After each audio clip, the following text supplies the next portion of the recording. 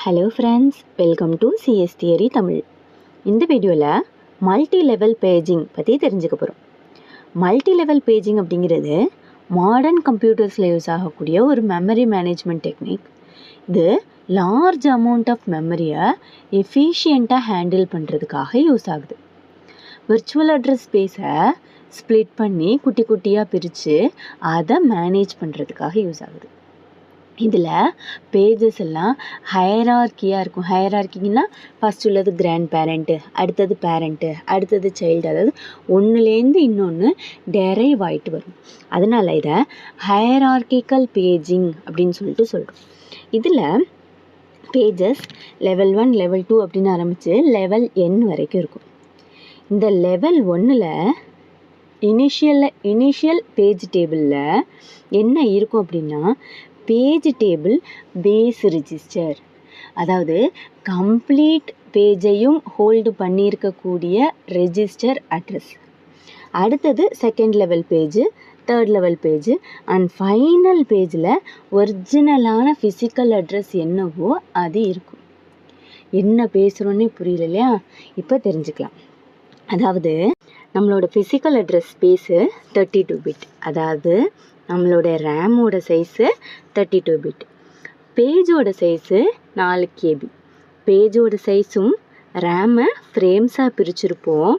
அந்த ஃப்ரேமோட சைஸும் ஈக்குவலாக இருக்கும். அப்போ ஒரு ஃப்ரேமோட சைஸும் 4 KB. அதாவது பேஜ் 2/2, கேவோட வேல்யூ 2/10. இப்போ 2/12 அப்படிங்கிறது பேஜ் ஆஃப்செட்டோட சைஸ். ஓகேங்களா? அப்போது அந்த 32 பிட்டை பேஜ் நம்பருக்கு 20 பிட்டும் பேஜ் ஆஃப்செட்டுக்கு 12 பிட்டுன்னு பிரியும். இதெல்லாம் ஏன் அப்படின்னா, நம்மளுக்கு ஒரு ப்ராசஸோட ஒரு பர்டிகுலர் பேஜ், ஒரு பர்டிகுலர் பிட்டு சிபியூக்கு எக்ஸிக்யூஷனுக்கு தேவை. அது பேஜ் நம்பர் 3ல் இருக்கக்கூடிய செகண்டு வேல்யூ அப்படின்னு சொல்லி வச்சுக்கலாம். இப்போது அந்த கம்ப்ளீட் பேஜ் டேபிளும் எங்கே இருக்கணும்? ரேமில் இருக்கணும். ரேமில் இருந்தால் தான் சிபியூவால் எக்ஸிக்யூட் பண்ண முடியும். ஒரே ஒரு பேஜ் தான் தேவை ப்ராசஸ்க்கு அப்படின்னாலும் அந்த ப்ராசஸோட கம்ப்ளீட் பேஜ் டேபிளும் எங்கே இருக்கணும்? ரேமில் இருக்கணும். அப்போ தான் சிபியூவால் எந்த பேஜில் எந்த ஃப்ரேமில் அந்த வேல்யூ இருக்குது அப்படின்னு சொல்லி அக்சஸ் பண்ண முடியும். நம்மளுடைய ரேமு ஃப்ரேம்ஸாக பிரிஞ்சிருக்கு. நம்ம பேஜ் டேபிளோட சைஸும் ஃப்ரேம் சைஸுக்கு ஈக்குவலாக இருக்கணும். ஒன்று கம்மியாக இருக்கணும், அதாவது பேஜ் டேபிளோட சைஸு ஃப்ரேமை விட கம்மியாக இருக்கணும், அல்லது ஃப்ரேமுக்கு ஈக்குவலாக இருக்கணும். ஒருவேளை அந்த பேஜ் சைஸு, பேஜ் டேபிளோட சைஸு ஃப்ரேம் சைஸை விட அதிகமாக இருந்தால் நம்மளுக்கு வேறு ஆப்ஷனே இல்லை, அந்த பேஜ் டேபிளை ஸ்ப்ளிட் பண்ணி தான் ஆகணும். அதாவது எனக்கு 2/20 பேஜஸ் வேணும். பேஜ் நம்பர் எத்தனை? 20 பிட் இருக்குது. அப்போ எனக்கு 2/20 பேஜஸ் தேவை. 2/20 பேஜஸையும் ஹோல்டு பண்ணியிருக்கக்கூடிய பேஜ் டேபிளோட சைஸு ஃப்ரேமோட சைஸ் 4 KBக்கு ஈக்குவலாக இருக்குமா அப்படின்னு சொன்னால் கண்டிப்பாக இருக்கவே முடியாது.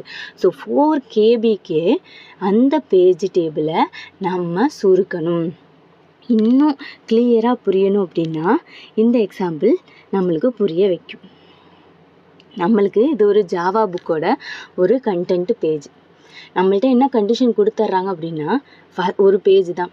இந்த ஃபஸ்ட்டு பேஜுக்குள்ளே நீங்கள் கம்ப்ளீட் டாபிக்ஸையும் உள்ளுக்குள்ளே கொண்டுட்டு வந்து ஆகணும்னு சொல்லிட்டாங்க. ஆனால் நமக்கு ஒவ்வொரு டாப்பிக்குக்கும் கீழே ஒரு சப் டாபிக் நமக்கு இருக்குது. நமக்கு கொடுத்த கண்டிஷனில் ஒரே பேஜில் எல்லா டாபிக்ஸையும் கொண்டுட்டு வான்னு சொல்லிட்டாங்க. நம்ம படிக்கிறதுக்கு ஃபார் லூப்பை பற்றி தெரிஞ்சுக்கணும். ஃபார் லூப் எங்கே இருக்குது அப்படின்னா, ஜாவா லாங்குவேஜுங்கிற ஃபஸ்ட்டு பார்ட்டில் கண்டிஷனல் கண்ட்ரோல் ஸ்டேட்மெண்ட்ஸில் கண்டிஷனல் ஸ்டேட்மெண்ட்டாக லூப்பிங் ஸ்டேட்மெண்ட்டான்னு பார்க்கணும். லூப்பிங்கில் ஃபாரா ஒயிலா டூ ஒயிலா, நம்மளுக்கு தேவை ஃபார். அப்போ ஃபஸ்ட்டு ஜாவா லாங்குவேஜுக்கு போய் கண்ட்ரோல் ஸ்டேட்மெண்ட்டுக்கு போய் கண்ட்ரோல் ஸ்டேட்மெண்ட்லேருந்து லூப்பிங் ஸ்டேட்மெண்ட்டுக்கு போய் லூப்பிங் ஸ்டேட்மெண்ட்லேருந்து ஃபார் லூப்புக்கு வரணும். அப்போ இது மெயின் பேஜு, இது பேஜ் 1, பேஜ் 2, பேஜ் 3 அண்ட் ஃபைனலாக நமக்கு ஒரிஜினலான அட்ரஸ் எங்கே இருக்கும்? இந்த ஃபார் லூப் அப்படிங்கிற இடத்துல இருக்கும். ஸோ இந்த ஃபஸ்ட்டு பேஜ் டேபிள் இருக்கு இல்லையா, அதுக்கிட்ட ஒரிஜினல் கம்ப்ளீட் பேஜோட அட்ரஸ் இருக்கக்கூடிய ஒரிஜினலான பேஜ் டேபிள் இருக்கக்கூடிய பேஜ் டேபிள் ரெஜிஸ்டர் இருக்கும் லெவல் 1ல். அந்த page table address first plus PTE1 நம்மளுடைய இந்த எக்ஸாம்பிள் படி அந்த ஜாவா லாங்குவேஜோட ஃபஸ்ட்டு டாபிக்.